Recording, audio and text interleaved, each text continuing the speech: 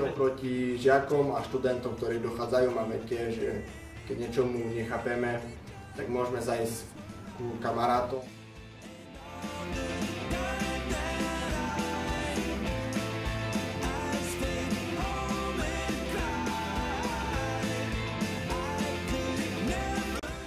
Internát disponuje študovňou, kde sa žiaci chodia často vzdelávať, sú tam, v podstate pomáhajú tam jeden druhému, majú tam prístup k internetu, sú tam elektrické zásuvky, sú tam stolíky, proste majú tam všetko, čo štúdiu potrebujú.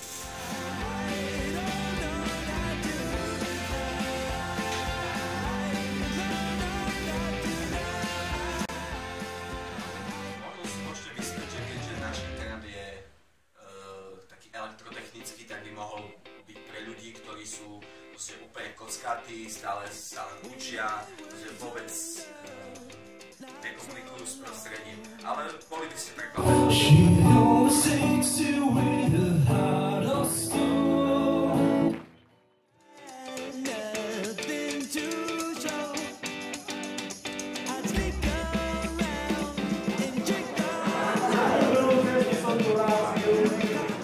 Výhody nášho internátu oproti iným internátom sú napríklad tie, že máme dielňu, kde si študenti môžu vyrábať výrobky do školy, alebo len tak.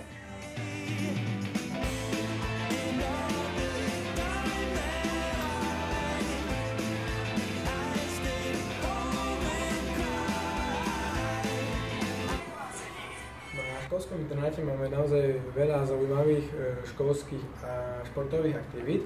Hlavne ako je napríklad futbal, volejbal, či už je to posilňovanie v školskej posilňovni, alebo sú to rôzne krúžky v škole.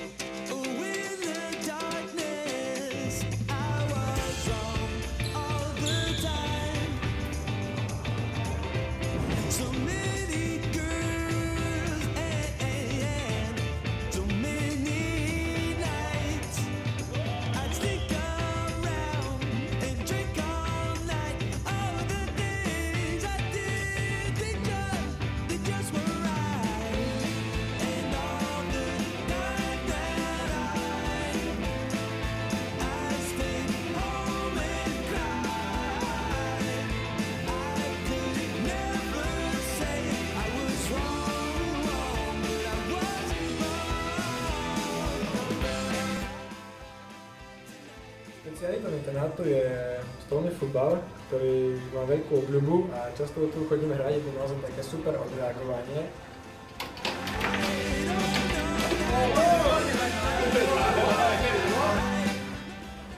Čo sa týka režimu dňa, je celkom prísny, ale keď sa na ňo zvykne, že to je naozaj veľmi zaujímavé a nakoniec zistíš, že ani tu nie je až také obmedzenie, ale je to skôr výhoda, pretože máš naozaj dosť času jeden na učenie aj na rôzne aktivity, ktoré ťa bavia.